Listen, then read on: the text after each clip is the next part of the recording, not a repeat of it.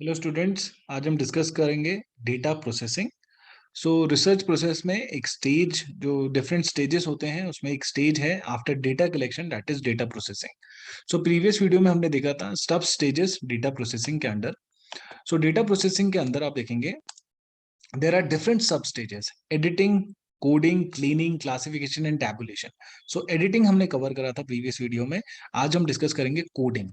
सो data coding, तो जब आपके पास लेट सपोज आपने क्वेश्चनेयर यूज करा डेटा कलेक्शन के लिए, और उसके बाद क्वेश्चनेयर चेकिंग करी, जिसमें हम एडिटिंग जो हम करते हैं डेटा एडिटिंग के अंदर, क्वेश्चनेयर चेकिंग, आपने देखा इनकंसिस्टेंट जो भी रिस्पॉन्सेज थे उसको आपने रिमूव करा। उसके बाद आप क्या करेंगे, कोडिंग करेंगे। जैसे लेट सपोज ये एक एग्जांपल है, आपका क्वेश्चनर है, do you work in a, option आपने दे रखे हैं, what is the main industry in which your group operates, बहुत सारे ऑप्शंस आपने दे रखे हैं। What are your group approximate annual worldwide sales. So ये आपका कुछ एक एग्जांपल है क्वेश्चनर से रिलेटेड। सो डिफरेंट ऑप्शंस आप जो देते हैं उसके लिए आपको क्या होता है, एक नंबर असाइन करना होता है। जैसे आप अगर let suppose Likert scale use कर रहे हैं और आपने स्ट्रांगली डिसएग्री से स्ट्रांगली एग्री तक आपका स्केल है, 5 पॉइंट स्केल। सो आप कोडिंग करते हैं, कोडिंग इन द सेंस आप नंबर असाइन करते हैं अपने डिफरेंट रिस्पॉन्सेज, जो भी आपके डिफरेंट ऑप्शन है। सो आप स्ट्रांगली एग्री को 5 कोड कर सकते हैं, स्ट्रांगली डिसएग्री को 1 कर सकते हैं, डिसएग्री को 2 कर सकते हैं। सो ये पूरा स्टेप होता है, दैट इज योर कोडिंग। तो ये आपका स्टेज है, सब स्टेज सेकंड जो डेटा प्रोसेसिंग के अंडर आता है, that is coding. So coding मतलब क्या होता है, assigning a code, usually a number, एक नंबर आप असाइन करते हैं to each possible answer to each question. So हर क्वेश्चन का जो एक आंसर होगा उसको आप नंबर जब असाइन करते हैं उसे हम कहते हैं कोडिंग। फॉर एग्जाम्पल आपके पास क्वेश्चन है जिसमें दो आपके पास ऑप्शन है, मेल एंड फीमेल।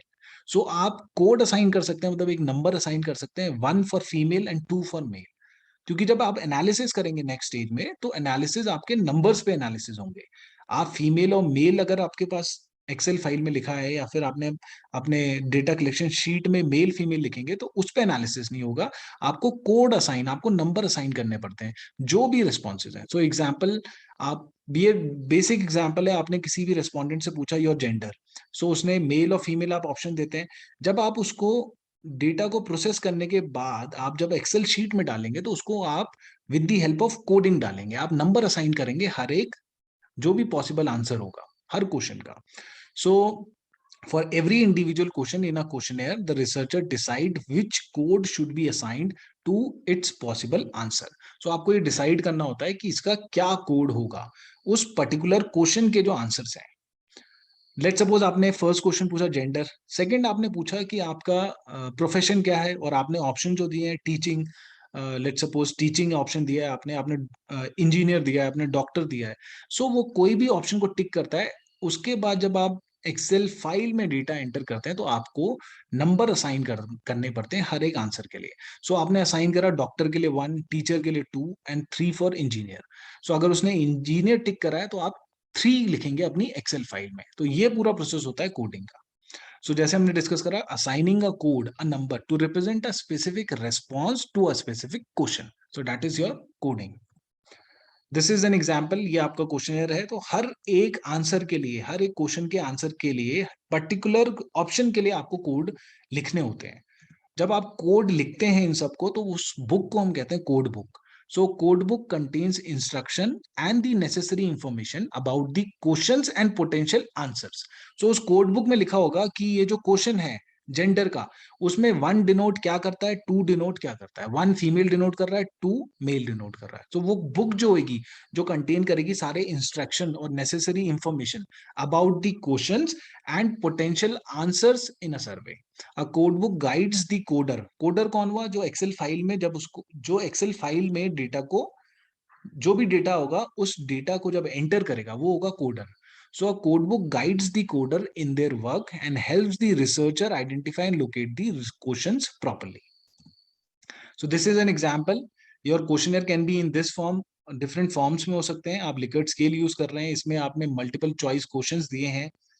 सो जैसा भी आपका क्वेश्चनर है, आपको अपने कोड्स डिसाइड करने हैं, अपने नंबर्स डिसाइड करने हैं। जैसे आपने लेट सपोज क्वेश्चन फोर्थ है, उसमें पोजीशन क्या है आपकी, तो ट्रेजरर है, finance director, accountant, chief executive. तो हर एक ऑप्शन को कोड नंबर असाइन करना होता है। ये आपको हेल्प करता है जब आप डेटा एनालाइज करते हैं। सो जब भी कोडर जो होगा, वो जब भी एक्सेल फाइल में डेटा को इनपुट करेगा, कोड बुक उसके पास होनी चाहिए। कोड बुक क्या होती है? वो बुक जो कंटेन करती है सारी नेसेसरी इंफॉर्मेशन या इंस्ट्रक्शन, और जो पोटेंशियल नंबर्स असाइन करें आपने हर एक ऑप्शंस को, वो कोड बुक के अंदर होते हैं। सो डेटा प्रोसेसिंग में नेक्स्ट स्टेज जो आएगा, कोडिंग आपने कर ली, आपने पहले एडिटिंग करा, क्वेश्चन चेकिंग करी, अनसेटिस्फैक्टरी रिस्पॉन्सेज जो थे उसको रिमूव करा। कैसे रिमूव करा? आप फील्ड में गए और क्वेश्चन भरवाए, या फिर आपने जो भी उनको डिस्कार्ड कर दिया।